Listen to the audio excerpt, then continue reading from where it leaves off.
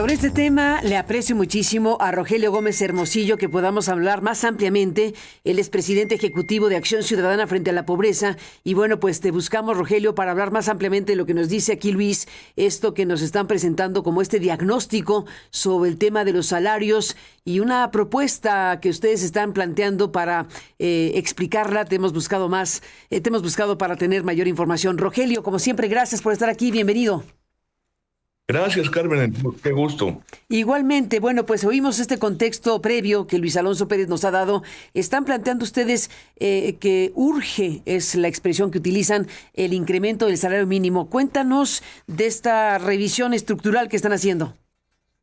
Sí, Carmen, mira, como todo mundo sabe, el salario mínimo durante muchos años estuvo totalmente estancado y no cumplía con la Constitución, y a partir de 2017 inició un proceso de recuperación. Pero ese proceso de recuperación ha sido gradual, lo cual ha sido bien porque ha ayudado a que no haya efectos negativos, pero ya el año que entra tiene que alcanzar para ser suficiente al menos para 2 canastas básicas, Carmen, porque esa digamos que siempre fue la meta lógica, porque el salario mínimo tiene que ser suficiente para que las personas no vivan en pobreza.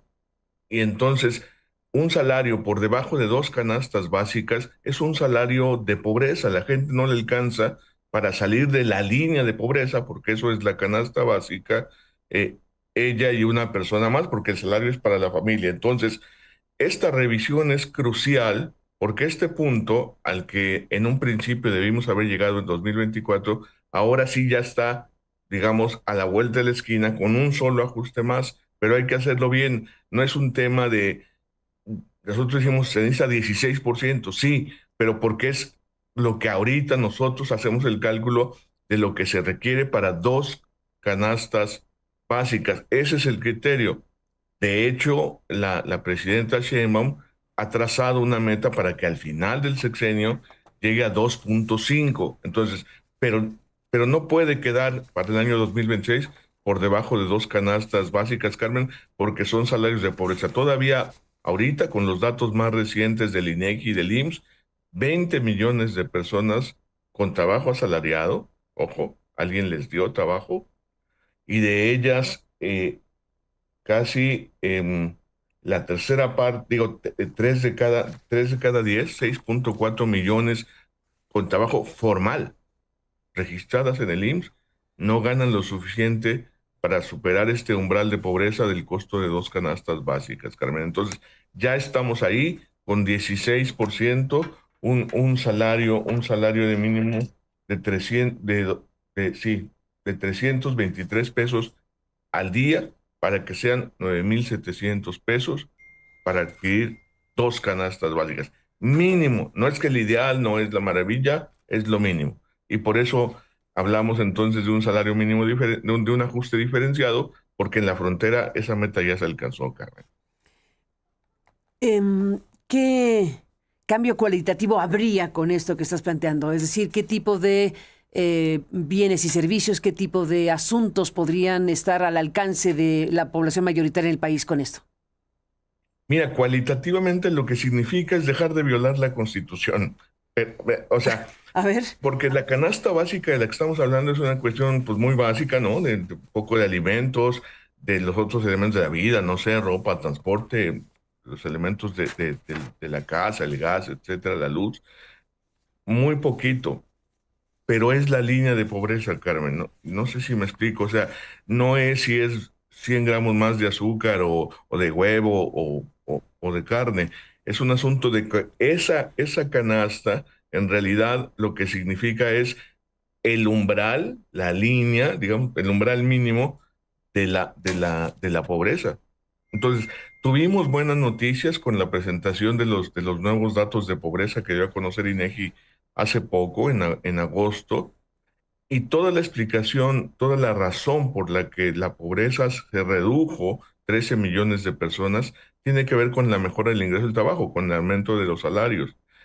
Entonces, ahora conceptualmente, a nivel de principio, estamos en el punto que se trazó como meta y que déjame decirlo muy claramente, que desde el sector empresarial, patronal, siempre dijeron que sí, esa era la meta. llegar a lo que se llamaría la línea de bienestar familiar, en realidad es pues, dos canastas básicas, que quien trabaja y una persona más no vivan en pobreza con un salario mínimo, ese sería el caso ahora, o en una familia de cuatro con dos personas que trabajan, que es lo más común, no todo el mundo, pero es lo más común, Carmen. Entonces, eh, es lo básico, indispensable para vivir. Por debajo de eso es una situación de privación y que se llama pobreza, técnicamente hablando, que no debe ser, quien trabaja no debe ser pobre, Carmen. El principio es ese.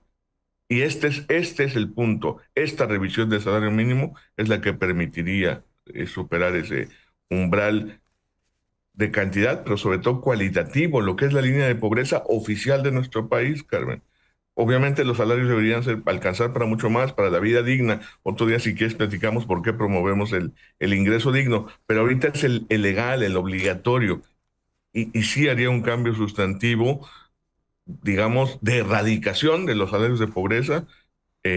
Quien trabaja, por lo menos se podría mantener por arribita de esa línea, que debemos considerar como una línea de flotación, como, no sé, es absolutamente impensable que todavía 20 millones de personas, la mitad de la gente, esté trabajando y no le alcance para salir de la pobreza. Eso es lo que se acabaría, Carmen. Ese es el punto. Bueno, propones retomar el hilo más adelante en otro momento para hablar de ingreso digno, pero no nos vayamos sin que nos digas algo de eso.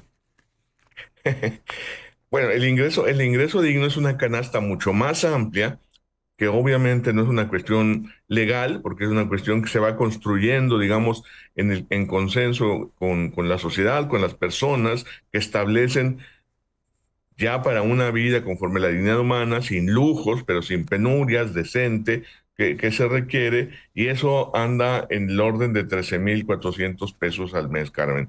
Esa es una iniciativa que tiene que ser adoptada desde las empresas porque no se puede imponer por decreto. Básicamente, el planteamiento es siguiendo, digamos, cómo es la tendencia internacional.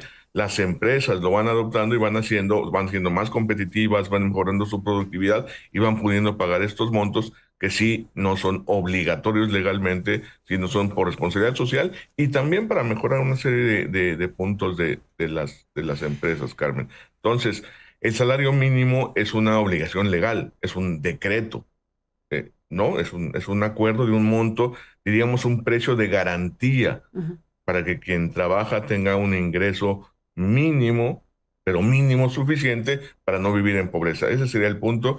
Y solo decir, Carmen, que es muy importante que se entienda que estamos hablando del salario mínimo general, que aplica en casi todo el país, porque el salario mínimo en la frontera, que es el otro que hay en el país, en 46 municipios, ese ya rebasó las dos canastas. De hecho, ya rebasó la meta trazada por la presidenta de 2,5 canastas básicas. Son 4,200 pesos más entre el salario mínimo en la frontera y el salario mínimo en el resto del país, lo cual está desproporcionado, está sobrevalorado y puede acabar afectando a quienes viven en la zona fronteriza, porque lo que sucede es que se genera menos empleo. No es que se afecte a las empresas buscan dónde colocarse y si una nueva inversión, si no le conviene, se va, yo qué sé, a Honduras o se baja a los municipios abajito de la franja fronteriza. No puede ser que siga sobrevaluado se siga sobrevaluando el salario mínimo en la frontera y por eso hablamos de un aumento diferenciado. Solo la inflación, decimos 4% porque digamos son unas décimas por arriba de la inflación, lo que corresponda a la inflación para que no pierda valor. En cambio, al salario mínimo general todavía le faltan 1,000 pesos este año y por eso este 16% para que sea suficiente para dos canastas básicas, Carmen. Ahí Quien está. trabaja no vive en pobreza. Ese es el principio que estamos tratando de que se entienda y apoyando y respaldando lo que dice el gobierno en el Plan Nacional de Desarrollo de llegar a 2,5 a 2030. Sí, pero el primer escalón el de 2026, es dos canastas básicas.